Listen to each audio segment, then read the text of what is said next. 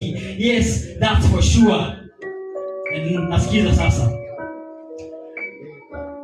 Lakini accent kidogo inakubalika. Sasa siwajaliwa atamuita Yasua.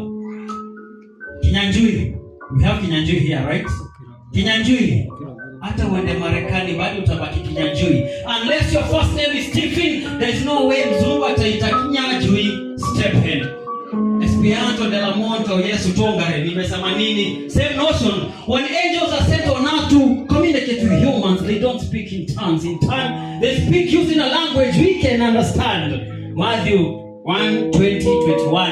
Malaika alitokea Yusufu akamwambia cheki, Maria kona ball na for your information si yako. Na mtoto akizaliwa ataitwa Yeshua. Luke 1:30-31. Malaika alimtokea Maria akamwambia cheki, hiyo ball, huo mtoto ataitwa Yeshua. There is no way malaika alitumia Kigiriki kuongeleshana na Muibrania. Alitumia lugha walikubaliana. Alitumia lugha walielewana. Maybe alitumia Kiebrania. Matendo ya Mitume 4:12. Hakuna jina lililopewa mwanadamu nafaa kuokoa. Lakini si Arsenal wako na player anajiita Gabriel Jesus. Mwingine anajiita Jesus Navas. There's no way my Yeshua was Navas. Philippians 2:9. His name is above all names. It's just kia jina kaa yake, akoligi yake maana anacheza kieye. Swali.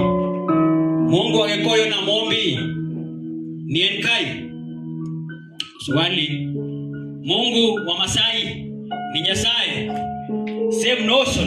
There is no way God of Israel can have a son with a Greek name. So about my personal Lord and Savior, I believe there is power in the name. As it is written in an epistle to Philippians by Apostle Shaul in Philippians 2:11, that every tongue shall confess that Yeshua HaMashiach is Lord.